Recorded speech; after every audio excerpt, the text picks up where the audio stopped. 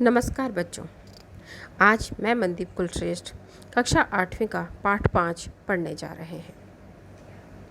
पाठ का नाम है ईदगाह। ईदगाह प्रेमचंद द्वारा लिखी गई है। जैसा कि आप जानते हैं, प्रेमचंद जी एक महान लेखक उपन्यासकार थे। ईदगाह मुसलमानों का वह स्थल जहाँ वो पूजा करते हैं। ठीक है, तो मंथन पहले हम पढ़ लेते हैं। युवा वर्ग की बढ़ती आवश्यकताओं और आकांक्षाओं के कारण पारिवारिक स्वरूप बदलता सा जा रहा है। युवा वर्ग की बढ़ती आवश्यकताएं और आकांक्षाएं, ठीक है।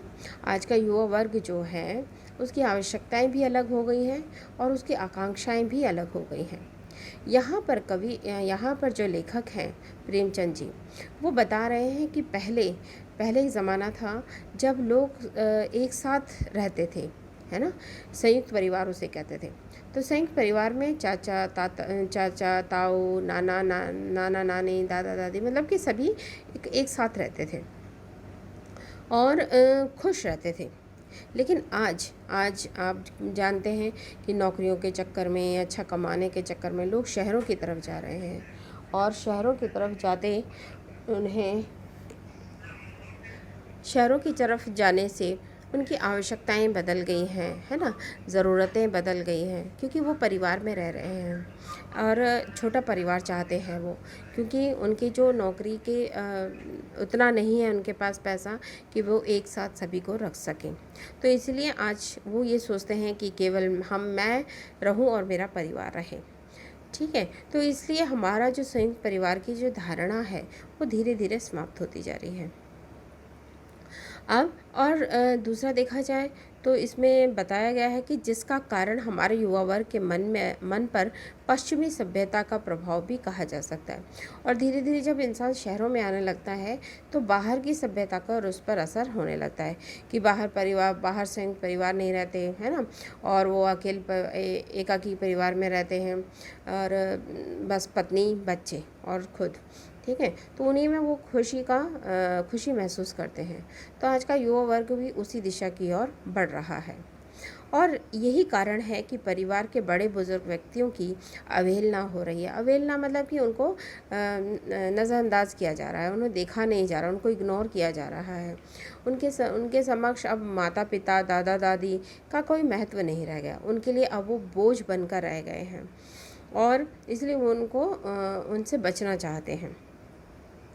वास्तविकता यह है कि बुजुर्ग अनुभव की पाठशाला होते हैं। उनके पास जीवन के बहुमूल्य विचार और अनुभव होते हैं। तो लेखक यहाँ कहता है कि हमारे बुजुर्ग हमें बहुत कुछ सिखाते हैं क्योंकि उन्हें जीवन का तजुर्बा होता है ना। जीवन में बहुत कुछ उन्होंने अनुभव किया होता है, महसूस किया होता है और वो हमें विरासत के रूप में वो देते हैं। लेकिन हम जब उनकी कदर ही नहीं करते तो उनको सुनना भी पसंद नहीं करते हैं। हमें उनका मान सम्मान करना होगा ताकि उनकी दुआएं हमारे जीवन को सफल बनाएं। आपको मालूम है बच्चों कि जिस प्रकार दुआओं में ताकत होती है और वो हमें सफल बनाते हैं, ऐसे बद्दुआओं में भी बहुत ताकत होती है। जब हम किसी का दिल दुखाते हैं, किसी को परेशान करते हैं, किसी को कष्ट देते हैं, तो वो हमारे ना चाहते हुए भी हमें बहुत सारी बद्दुआएं देता है, जिसके कारण जीवन में हमें बहुत कठिनाइयाँ आती हैं और हम मुश्किल से जीवन में सफल हो पाते हैं या नहीं भी हो पाते हैं। तो इसीलिए हमें इस पाठ के द्वारा हमें यही बताया गया है कि हमें अपने बुज़ुर्गों का सम्मान करना चाहिए, उन्हें मान देना चाहिए, है ना, ताकि उनकी दुआएं हमेशा हमारे साथ रहें। और उनकी दुआएं जब हमारे साथ होती हैं तो जीवन में हम ज़रूर सफल होते हैं और खुशी भी महसूस करते हैं। चलिए, मंथन ख़त्म हो गया है, अब हम चलते हैं पाठ पर। रमज़ान के पूरे 30 रोज़ों के बाद आज ईद आई है। ठीक है, तो रमज़ान जो अभी चल रहे हैं, आज अप्रैल है, 22-23 अप्रैल से शुरू हो जाता है रमज़ान। तो वो 30 रोज़े रखते हैं। रोज़ा जानते ही हो आप कि वो व्रत रखते हैं, उपवास रखते हैं और वह सुबह खाते हैं और एक शाम को खाते हैं। तो रमज़ान के पूरे 30 रोज़ों के बाद आज ईद आई है। तो 30 एक महीने का चलता है और एक महीने के समाप्त हो गया है और बड़े खुश हैं लोग कि आज ईद आ गई है। कितना मनोहर, कितना सुहावना प्रभात है।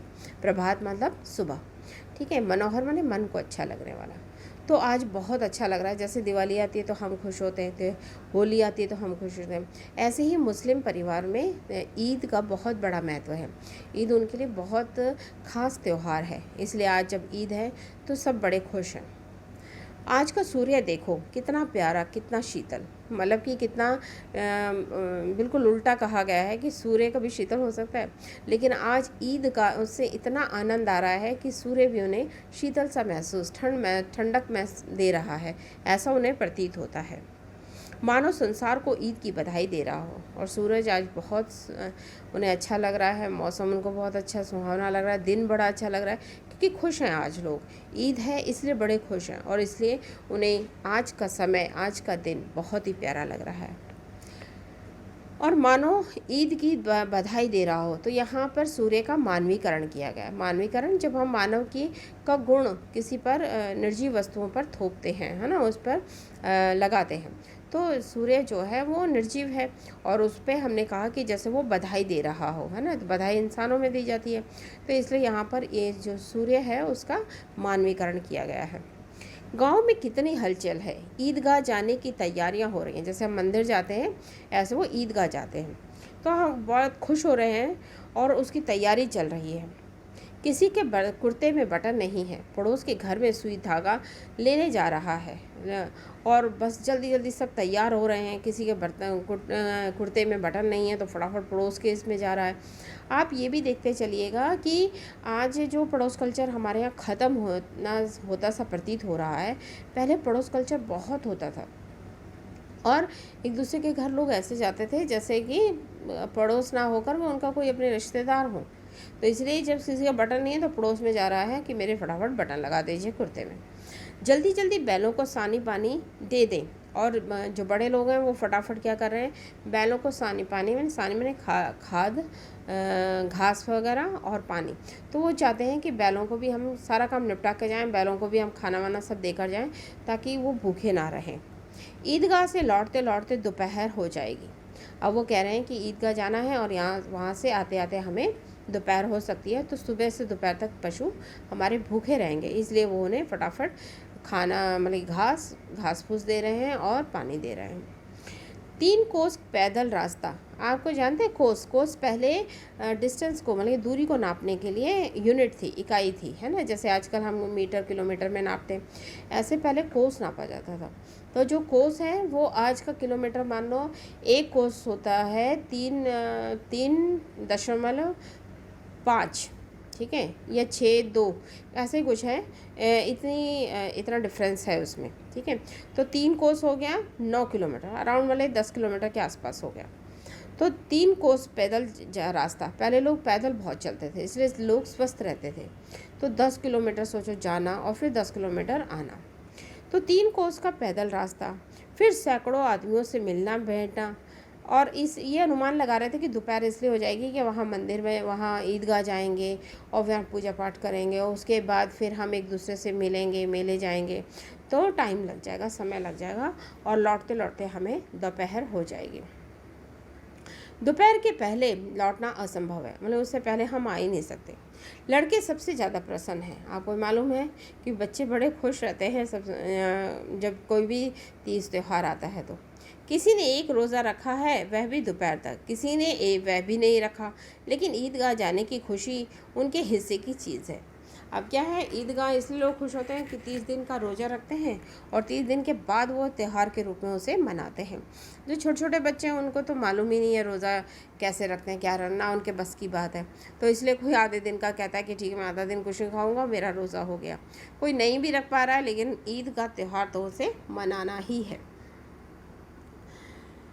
रोज़े बड़े बूढ़ों के लिए होंगे, तो वो सोचते हैं रोज़े तो होंगे, बड़े बूढ़े जो हमारे बुज़ुर्ग हैं वो करेंगे, हमें तो बस त्यौहार मनाना है। इनके लिए तो ईद है। आज रोज़ ईद का नाम रटते थे और रोज़ कहते थे ईद कब आएगी, ईद कब आएगी, क्योंकि उन्हें मालूम है कि उस दिन उन्हें खर्ची मिलेगी, घूमने फिरने जाएंगे वगैरह वगैरह, इसलिए वो बड़े खुश थे। और देखिए, और वह आज आ गई और ईद आज आ गई। अब जल्दी पड़ी है कि लोग ईदगाह क्यों नहीं चलते। अब जो बड़े लोग हैं उन्हें तो सारा दिन का काम निपटा के फिर जाना है, लेकिन बच्चे तो सुबह से ही नहा धोकर तैयार हो गए कि अब हमें ईदगाह जाना है, घूमने फिरने जाना है। और वो इस बात से परेशान है कि बड़े लोग जल्दी से तैयार हों और वो ईदगाह चलें। उनकी अपनी जेबों में तो कुबेर का धन भरा हुआ है, कुबेर धन का मालिक, तो धन के खजाने का मालिक। तो वो कहता है बच्चों को तो बहुत सारी खर्ची मिली है, और बड़े बूढ़े जिसने भी कहा उसने भी 1 आना 2 आना, पहले 1 आना 2 आना चला करते थे, तो सब ने, बड़े बुजुर्गों ने, जैसे चाचा मामा ताऊ सब तो वही रहते हैं, तो सब ने बच्चों को ईदी दी है। उसे ईदी कहते हैं, जैसे हमारे यहाँ खर्ची कहते हैं ना, उनके यहाँ ईदी कहते हैं। तो सब ने उनको ईदी दी थी, और बच्चों की जेब खनखना रही है क्योंकि सारे कॉइन्स हैं उसमें, आने 2 आने, पैसा 1 पैसा, तो इस प्रकार से उनकी जेब जो है खनखना रही है, सिक्के आपस में टकरा रहे हैं, और उनको बड़ा अच्छा लग रहा है। उन्हें लग रहा है कि पता नहीं कितनी संसार की दौलत उनके पास आ गई है। बार बार जेब से अपना खजाना निकाल कर गिनते हैं और खुश होकर फिर रख लेते हैं। महमूद कहता है 1 2 10 12, उसके पास 12 पैसे हैं। मोहसिन के पास 1 2 3 8 9 15 पैसे हैं। इन्हीं अनगिनत पैसों से अनगिनत चीज़ें लाएंगे और बड़े खुश होते हैं कि हम मेला जाएंगे और वहाँ से बहुत सारी चीज़ें हम खरीदेंगे क्योंकि हमारे पास तो बहुत पैसा है। खिलौने, मिठाइयाँ, बिगुल, गेंद और जाने क्या क्या। और सबसे ज़्यादा प्रसन्न है हामिद। और हामिद, अब इसमें एक नया कैरेक्टर जो आया है वो है हामिद। हामिद को लिया है कि हामिद भी बहुत खुश है। और वो कौन है? एक दुबला पतला सा लड़का जिसका बाप गत वर्ष हैजे को भेंट हो गया। गत वर्ष माने पिछले साल उसके जो फादर थे, जो पापा थे उसके, वो हैजा एक बीमारी चली थी, ठीक है, और उस बीमारी से वो पीड़ित थे और उनका देहांत हो गया। फिर एक दिन माँ भी मर गई और उसकी माँ भी एक दिन चल बसी। अब हामिद अपनी बूढ़ी दादी अमीना की गोद में सोता है और उतना ही प्रसन्न है। वो खुश है, उसके पास माता पिता नहीं है, लेकिन उसकी दादी है जो उसे बहुत प्यार करती है। और दादी का नाम क्या है? अमीना। तो उसकी अमीना जो दादी है वो बहुत प्यार करती है और वो अपनी दादी से बहुत खुश है। हामिद के पाँव में जूते नहीं हैं, सिर पर एक पुरानी टोपी है जिसका गोटा काला पड़ गया है। अब गोटा जो होता है वो समय के साथ जैसे धुलता रहता है और धूल मिट्टी लगती रहती है तो वो काला पड़ता रहता है। अब हामिद के पास, सोचो, हामिद इतना गरीब है कि उसके पास जूते चप्पल भी नहीं है, और सिर पे एक बहुत पुरानी टोपी है क्योंकि ये लोग पहनते हैं अपने त्यौहार पर टोपी पहनते हैं। और लोग तो इस ईद के दिन जो लोग होते हैं वो नए नए कपड़े पहनते हैं, लेकिन हामिद और उसकी दादी इतने गरीब हैं कि उन्होंने नए कपड़े खरीद ही नहीं पाए। तो उसके पास एक पुरानी टोपी है जिसमें गोल्डन कलर का, सुनहरे रंग का गोटा लगता है। अब वो गोटा जो है समय के साथ के चलते काला पड़ गया। फिर भी वह प्रसन्न है, लेकिन खुश है वो। अभागिन अमीना अपनी कोठरी में बैठी रो रही है। आज ईद का दिन है और उसके घर में दाना नहीं है। इस अंधकार और निराशा में वह डूबी जा रही है। किसने बुलाया था इस निगोड़ी ईद को? अब दादी ये कहती है कि त्यौहार तो आया है लेकिन उसके पास पैसे नहीं है। ना तो वो बेचारे हामिद को एक नए कपड़े सिलवा सकती हैं, ना उसे जूते चप्पल दिलवा सकती हैं, उसको ईदी नहीं दे सकती हैं। इस बात से वो बहुत परेशान है और ईद को कोसती है कि क्यों ये त्यौहार आया। ये त्यौहार आया है और लेकिन मैं कुछ भी नहीं कर पा रही हूँ अपने पोते के लिए, यानी हामिद के लिए। अमीना का दिल कचोट रहा है, मतलब उसको बहुत परेशान हो रहा है उसका दिल, कि उसको धिक्कार हो रहा है कि मैं क्यों नहीं हामिद के लिए कुछ कर पा रही हूँ। गांव के बच्चे अपने अपने बाप के साथ जा रहे हैं। हामिद का बाप अमीना के सिवाय और कौन है? उसे कैसे अकेले में ले जाने दे? अब अमीना ये सोचती है कि सब तो बच्चे अपने फादर के साथ जाएंगे, है ना, अपने फादर के साथ जा रहे हैं और सेफ़ भी हैं, जाने में सुरक्षित हैं, लेकिन ये मेरा बच्चा किसके साथ जाएगा? खुद वह स्वयं इतनी बूढ़ी है और इनके यहाँ जो ईद मुस्लिम है वहाँ ईदगाह में महिलाएं नहीं जाती हैं, तो सबकी का फादर जा रहे थे लेकिन हामिद के फादर नहीं थे। इसलिए अमीना सोचती है, यानी उसकी दादी सोचती है कि मेरा बच्चा किसके सहारे जाएगा, कैसे जाएगा, उसके फादर तो है नहीं। उस भीड़ भाड़ में बच्चा कहीं खो गया तो क्या हो? नहीं, अमीना उसे यूं न जाने देगी। नन्ही सी जान 3 कोस चलेगा कैसे? पैरों में छाले पड़ जाएंगे, जूते भी तो नहीं हैं। कुल 2 आने के पैसे बच रहे हैं।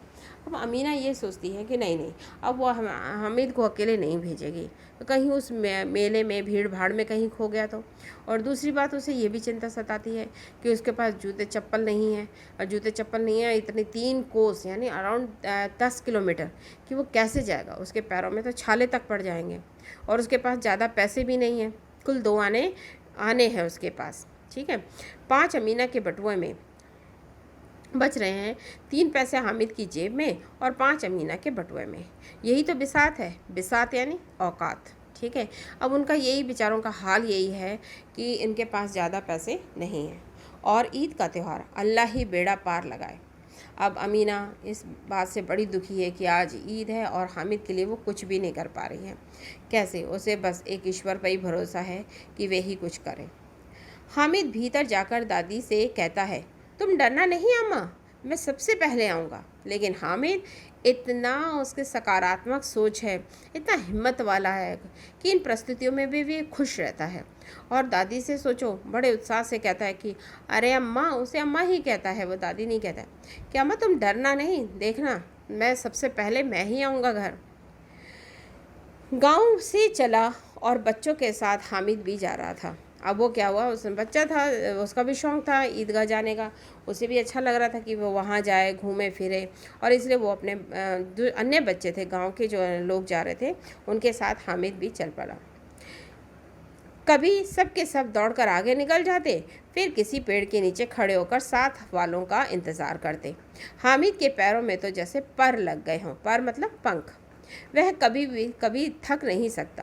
अब क्या हुआ कि बच्चे तो बड़े चंचल होते हैं और वो दौड़ दौड़ के आगे निकल जाते हैं, और जो उनके पिताजी थे वो आपस में बातचीत करते हुए धीरे धीरे आ रहे थे, और जब तक वो आते वो पेड़ के नीचे, छाँव के नीचे आराम करते और बड़ों का इंतज़ार करते कि वो आए तब हम चलें। तो इस प्रकार से हामिद उनके साथ ही निकल जाता है। अब बताते हैं कि रास्ते में उन्हें क्या क्या चीज़ें देखने को मिलती हैं, क्योंकि गांव में तो ज़्यादा चीज़ें होती नहीं देखने के लिए, तो एक शहर की तरह ही है, वो शहर की तरफ ही जा रहे थे वो। तो रास्ते में क्या क्या मिलता है उनको, बड़ी बड़ी इमारतें आने लगीं, वह यह अदालत है, ये कॉलेज है, ये क्लब घर है।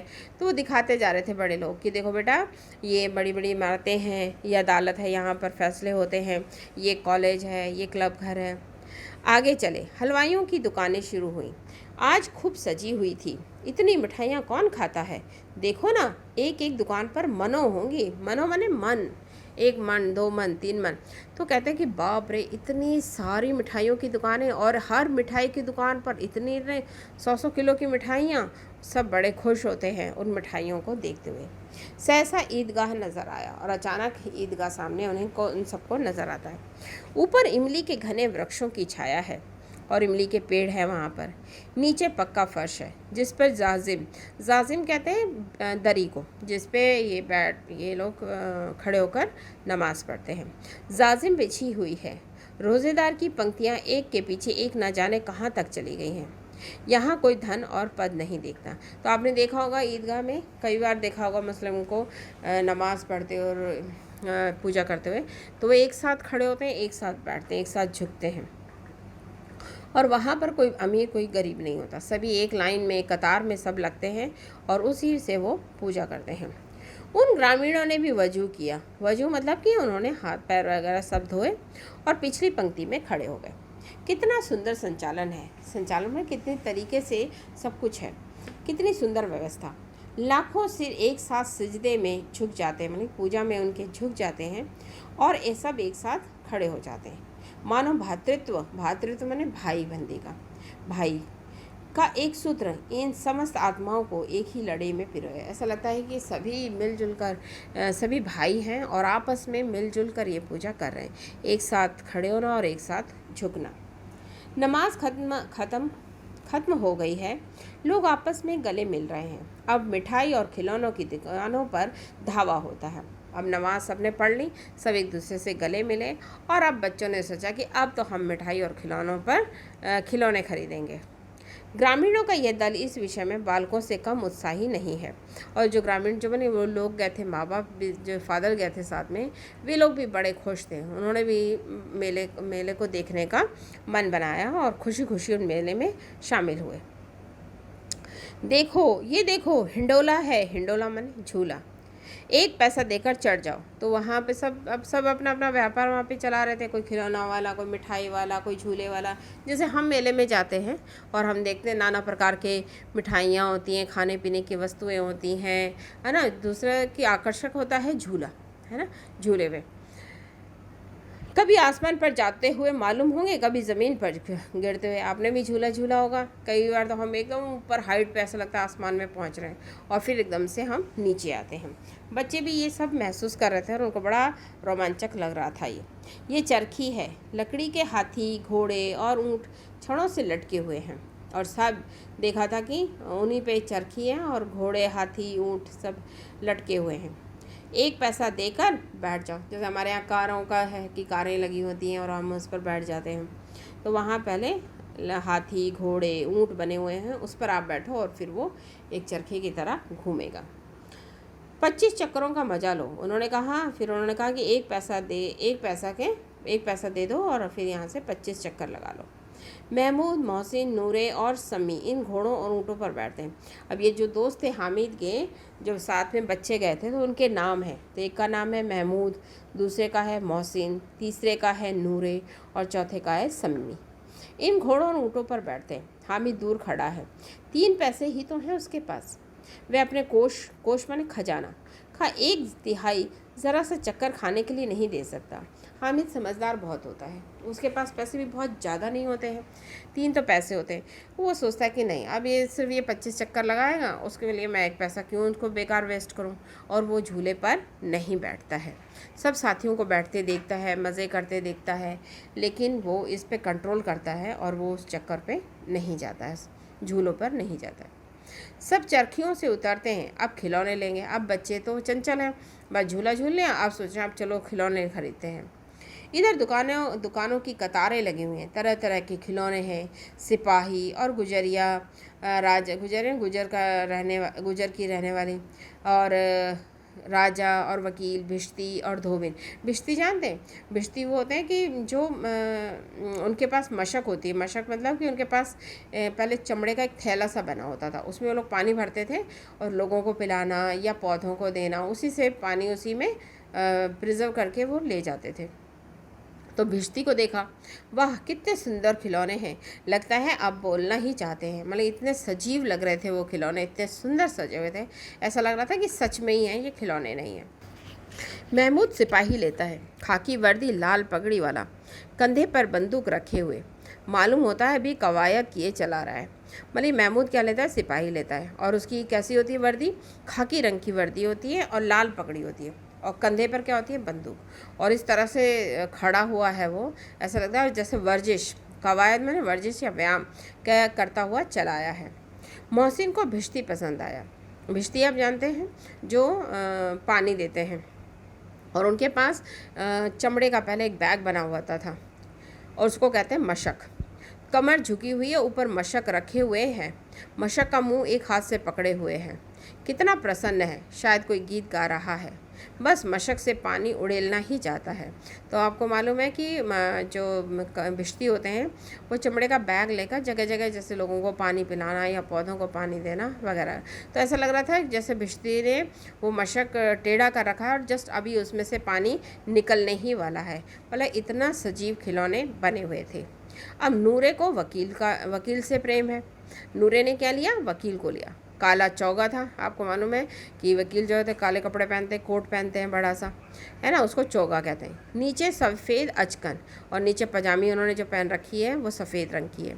अचकन के सामने की जेब में घड़ी सुनहरी, सामने की जेब में क्या रखी है? घड़ी है, ठीक है, और सुनहरी जंजीर। उसकी जो बेल्ट है वो कैसी है? सुनहरी है, गोल्डन कलर की। एक हाथ में कानून का पोथा लिए हुए हैं और किताब है एक हाथ में कानून की। मालूम होता है अभी किसी अदालत से ज़िरह या बहस किए चले आ रहे हैं। मतलब आपको मालूम है वकीलों का काम बहस करना होता है, तो ऐसा लगता है कि किसी से बहस करके वहाँ अदालत में जीत कर चले आ रहे हैं। ये सब 2-2 पैसे के खिलौने हैं। हामिद के पास कुल 3 पैसे। इतने महंगे खिलौने कैसे ले? उसे लगता है कि अभी 2 पैसे का एक खिलौना लूँगा तो मेरे पास एक ही पैसा बचेगा, उसका फिर मैं क्या करूँगा? इसलिए वो खिलौनों को नहीं लेता है। खिलौना कहीं हाथ से छूट गया तो चूर चूर हो जाए, ज़रा पानी पड़े तो सारा रंग धुल जाए। ऐसे खिलौने किस काम के? उन्हें लेकर वह क्या करेगा? अब मैंने आपसे पहले ही कहा था, हामिद जो है वो बहुत समझदार लड़का है और वो लॉजिक लगाता है इसके पीछे कि अगर इन खिलौनों के पीछे मैं 2 पैसे खर्च कर भी दूँ तो फ़ायदा क्या? हाथ से छूटा नहीं कि टूट जाएगा, और ज़रा सा पानी पड़ा नहीं कि इनके सारे रंग खराब हो जाएंगे, और इसीलिए वो खिलौने भी नहीं खरीदता है। खिलौने के बाद आती हैं मिठाइयाँ। किसी ने रेवड़ियाँ ली हैं, किसी ने गुलाब जामुन, किसी ने सोहन हलवा। मज़े से खा रहे हैं। दोपहर होने को हो रही थी। सुबह के निकले हुए बच्चे, अब उन्हें लगता है कि ये कुछ मिठाइयाँ खा ली जाए। हामिद बिरादरी से पृथक है। पृथक माने अलग। अब उससे वो बेचारा अलग था। क्यों अलग है? क्योंकि उन बच्चों के पास तो खूब सारे पैसे हैं, उनके माँ बाप अच्छे इस पे हैं और माँ बाप ने अच्छे पैसे दे रखे हैं, लेकिन उस बेचारे के पास तो केवल 3 पैसे हैं। अब भाग्य के पास 3 पैसे हैं, क्यों नहीं कुछ लेकर खाता? अब दोपहर होने को आ रही है, सुबह का बच्चा निकला हुआ है तो भूख तो लगेगी, और वो भी तब जब उसके साथी सब कुछ चीज़ें खा रहे हैं, स्वादिष्ट चीज़ें खा रहे हैं, लेकिन फिर भी वो बेचारा कुछ नहीं लगता। ललचाई निगाहों से सबकी ओर देखता है। बच्चा है, मन तो करता है उसका भी खाने को, लेकिन वो सोचता है कि इन 3 पैसों का कुछ वो अच्छा खरीदेगा जो सही हो, बहुत सही हो, इसलिए वो मिठाइयाँ भी नहीं खरीदता। मिठाइयों के बाद कुछ दुकानें लोहे की चीज़ों की हैं, कुछ गिलट और कुछ नकली गहनों की। अब क्या बच्चे आगे चलते हैं तो लोहे का सामान बना होता है, लोहे से बहुत सारी चीज़ें बनी हुई आगे मिलती हैं उनको, और गिलट कहते हैं चीज़ों पर सोने और चांदी का पानी रंग चढ़ा हुआ होता है, और कुछ नकली गहने भी थे। ठीक है, लड़कों के लिए यहाँ कुछ आकर्षण नहीं है। अब बच्चों को इन सब से क्या मतलब? ना गहनों से कुछ मतलब है उन्हें, ना लोहे की चीज़ों से कुछ मतलब है। वे सब आगे बढ़ जाते हैं और वो उन दुकानों को बिना देखे ही आगे निकल जाते हैं। हामिद लोहे की दुकान पर रुक जाता है। कई चिमटे रखे हुए हैं। अब वो एक लोहे की दुकान पर रुकता है और देखता है कि वहाँ कई तरह के चिमटे रखे हुए। उसे ख्याल आया, दादी के पास चिमटा नहीं है। सोचो, ना उसे खाने का ख्याल आया, ना उसे झूलने का आया, और आया भी तो उसे अपनी दादी का ख्याल आया। उसे लगा कि दादी के पास चिमटा नहीं है। तवे से रोटियां उतारती हैं तो हाथ जल जाता है। अब उसे याद आ गया कि दादी जब रोटी बना, क्योंकि गरीब हैं, उनके पास चिमटा तक नहीं है रोटियों को सेकने के लिए। तो वो देखता था अक्सर कि दादी जब रोटी पलटती है तो उनका कई बार हाथ जल चुका है। अगर वे चिमटा ले जाकर दादी को दे दे तो वह कितनी प्रसन्न होगी। सोचो, हामिद कितना ये है कि वो दादी के बारे में सोचता है, और सोचता है कि दादी के लिए कुछ ये चिमटा ले जाऊंगा तो दादी कितनी खुश होगी और उनका हाथ भी नहीं जलेगा, फिर उनकी उंगलियां कभी ना जलेंगी। घर में एक काम की चीज़ आ जाएगी। खिलौनों से क्या फ़ायदा? व्यर्थ में पैसे बर्बाद होते हैं। चिमटा कितने काम की चीज़ है। रोटियां तवे से उतार लो, चूल्हे में सेक लो। कोई आग मांगने आए तो चटपट चूल्हे से आग निकाल कर उसे दे दो। अम्मा बेचारी को कहाँ फुर्सत है कि बाजार जाए, और इतने पैसे ही कहाँ मिलते हैं कि रोज़ हाथ जला लेती है। अब उसे ख्याल आया कि और हाँ, आपको मालूम है ये जो यहाँ पर लिखा हुआ है कि कोई आग मांगने आए, तो पहले लोग कम माचिस तीली वगैरह तो कम होती थी, कम जलाते थे। तो क्या करते थे, जैसे किसी अंगीठी चल रही, चूल्हा जल रहा है और किसी को चूल्हा जलाना है, तो वो जाता था और उससे कुछ अंगारे लेकर आता था और वो अपने चूल्हे में डाल लेता था, जिससे कि वो अपना चूल्हा भी जला ले। तो इस तरह से इसको कहते थे आग मांगना। तो लोग आग मांगने आते थे, तो कैसे दे आग मांगा, अंगारे कैसे दें? चिमटे से ही देंगे। तो अब वो दादी के लिए सोचता है, और सोचो कि वो चिमटा खरीदने की सोचता है। उसने दुकानदार से ये पूछा चिमटा कितने का है? 6 पैसे लगेंगे। हामिद का दिल बैठ गया, क्योंकि हामिद के पास कितने पैसे थे? 3। और चिमटा कितने का था? 6। अब उसे ये लगता है कि दुकानदार कितना कम करेगा, एक आधा कम कर लेगा पैसे, लेकिन अब वो सोचता है मैं कैसे उसको बोलूँ कि 3 पैसे का दे दे। फिर भी बेचारा हिम्मत करके बोला, ठीक ठीक बताओ, ठीक 5 लगेंगे, लेना हो तो लो, नहीं तो चलते बनो। तो दुकानदार ने कहा भैया 1 पैसा कम कर सकता हूँ मैं, बस 6 पैसे का है, 1 पैसा 5 पैसे का है, तो 5 पैसे का ले लो तुम। अब हामिद के पास कितने थे? 3 पैसे ही थे। ठीक है, और इसीलिए वो अब डरता है वो कि वो कैसे भी उसको बोले कि 3 पैसे का, क्योंकि 5 पैसे से कम वो करना नहीं चाहता था। हामिद ने कलेजा मजबूत करके कहा, 3 पैसे लोगे? और वह आगे बढ़ गया, जिससे कि दुकानदार की घुड़कियां ना सुननी पड़े।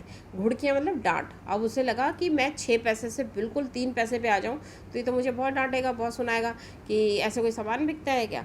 और इसीलिए वो फटाफट उसने जब हिम्मत करके बोल तो दिया 3 पैसे, लेकिन डांट ना सुननी पड़े इसलिए वो जल्दी जल्दी वहाँ से जाने लगा। लेकिन दुकानदार ने घुड़कियाँ नहीं दी, बुलाकर चिमटा दे दिया। घुड़कियाँ मतलब डांट नहीं लगाई उसने, और उसने कहा कि अच्छा ठीक है, तुम ले जाओ 3 पैसे में। हामिद ने उसे इस तरह कंधे पर रखा मानो बंदूक हो, फिर शान से अकड़ता हुआ साथियों के पास आया। अब उसने चिमटा जो था, बच्चा एक्टिव तो था ही और उसको सकारात्मक सोच भी थी, तो उसे कहीं ये बुरा नहीं लगा कि मैंने चिमटा खरीदा, और उसने बड़ी शान से उसे कंधे पर रखा और अपने दोस्तों के बीच आ गया। मोहसिन ने हंसकर कहा, ये चिमटा क्यों लाया है बुद्धू, इसका क्या करेगा? अब मोहसिन हंस पड़ा कि हम तो बच्चे हैं, खिलौने खरीद रहे हैं और ये जाके बड़ों का सामान यानी चिमटा खरीद रहा है। तो उसे वो बुद्धू कहने लगा कि तो मूर्ख हो गया कि जो चिमटा खरीद लिया है। हामिद ने चिमटे को ज़मीन पर पटक कर कहा, ज़रा अपनी भिश्ती तो ज़मीन पर गिराओ, सारी पसलियाँ चूर चूर हो जाएंगी बच्चों की। अब जो हामिद था वो बिल्कुल नहीं घबराया और ना उसे बुरा लगा, और उसने पलट कर ये कहा कि तुम अपने भिश्ती को नीचे तो गिराओ जरा, देखो मैं इसकी क्या हालत करता हूँ, ये चिमटा देखना क्या हालत करता है उसकी। महमूद बोला, तो ये चिमटा कोई खिलौना है कि तुमने जो इसे खरीदा है और इस तरह से इतरा रहे हो, ये खिलौना है क्या?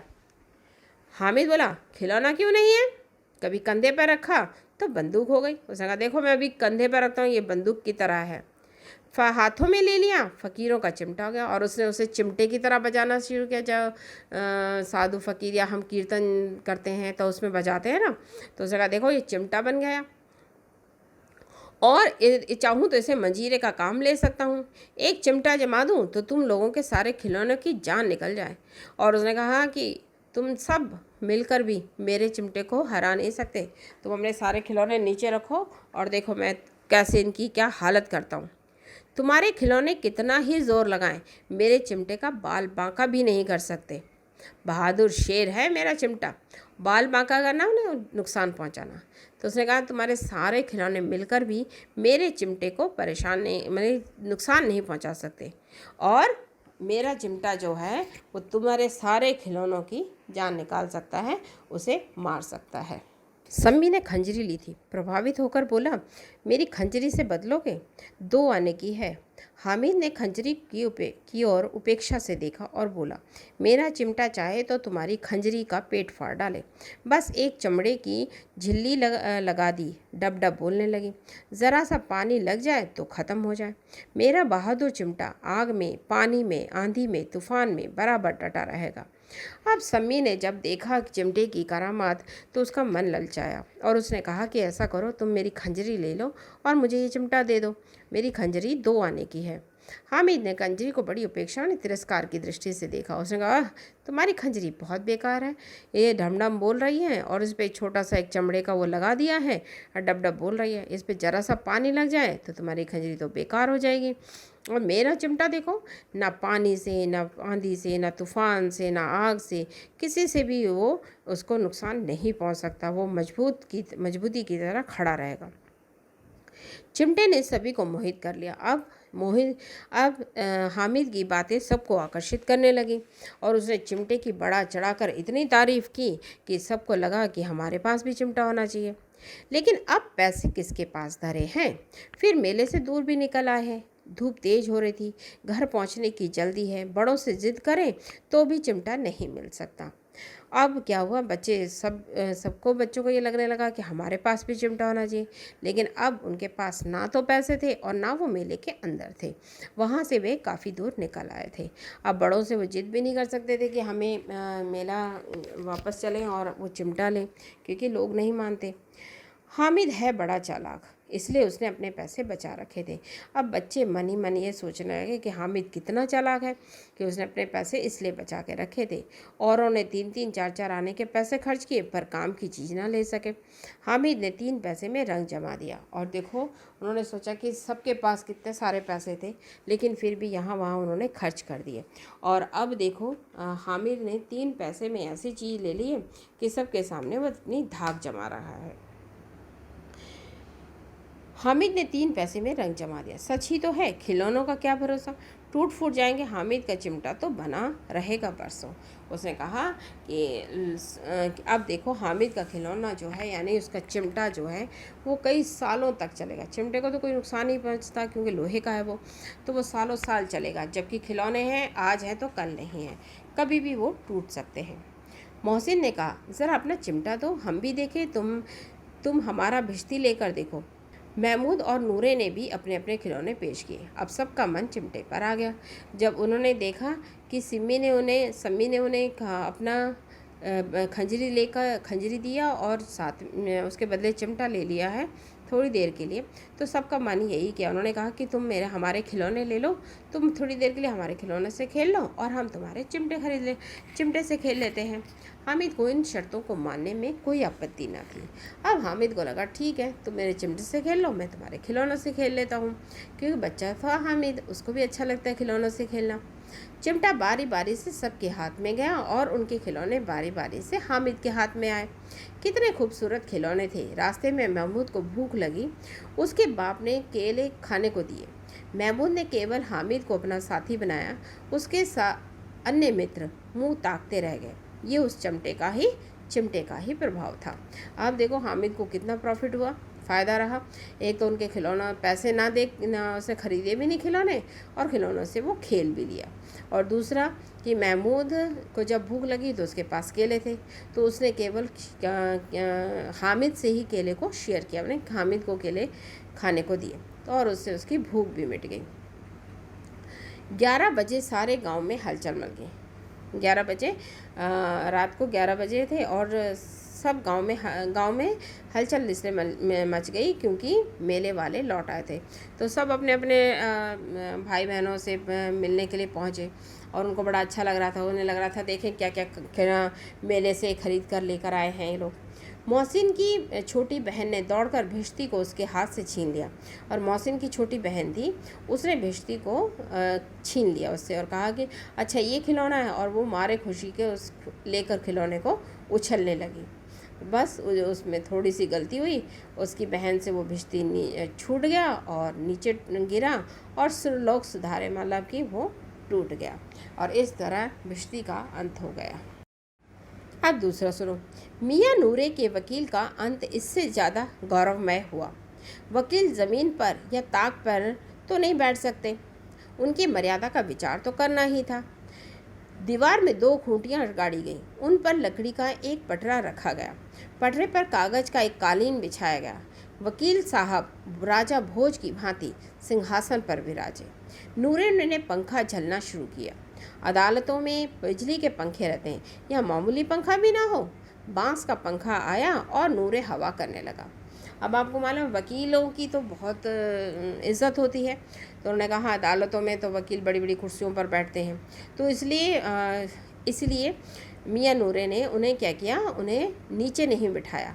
भाई दीवार पर 2 खूंटियाँ गाड़ी गई, वहाँ एक पटरा रखा गया, कागज़ बिछाया गया जैसे कि उसके लिए कालीन हो, और वहाँ पर उसको बिठाया गया वकील को, ठीक है, जो खिलौना वो ख़रीद कर लाया था, और उसे लगा पंखा करने के लिए। अब वो पंखे की टकरार से या हवा के ज़ोर से वो जो था वकील वो ज़मीन पर गिरा और उसके भी टुकड़े हो गए। पंखे की हवा से, पंखे की चोट से वकील साहब मृत्यु लोक से स्वर्गलोक में चले गए और उनका माटी का चोला माटी में मिल गया। फिर बड़े ज़ोर शोर से मातम हुआ, यानी वो फिर नूरे बहुत रोया क्योंकि बड़े अरमानों से उसको लेकर आया था वो, और वो एक ही दिन में टूट गया, तो उसे बहुत दुख हुआ इस बात को। लेकिन क्या करें, खिलौना तो था, टूट गया। अब वो मिट्टी जाके उन्होंने बाहर फेंक दी। अब मियाँ हामिद का हाल सुनिए। अमीना उसकी आवाज़ सुनते ही दौड़ी और उसको गोदी में उठाकर प्यार करने लगी। सहसा उसके हाथ में चिमटा देखकर वह चौंकी, बोली, ये चिमटा कहाँ से लाए? अब क्या हुआ, हामिद अपने घर पहुंचा तो दादी बड़ी खुश हुई। दादी ने उसकी आवाज़ सुनी तो बड़ी खुशी से आई और उसे गोदी में उठा लिया और बेटा उसे प्यार करने लगी। अचानक उसकी नज़र जो थी वो चिमटे पर पड़ी। चिमटा, ये कहाँ से लाया? दादी को बड़ा आश्चर्य हुआ। उसने कहा, ये छोटा सा बच्चा चिमटा कहाँ से उठा लाया? मैंने मोल लिया है, मतलब मैंने ख़रीदा है इसको, ऐसा नहीं है कि मैं कहीं से उठा कर लेकर आया हूँ। तो दादी ने फटाफट पूछा, क्या पैसे में? 3 पैसे दिए।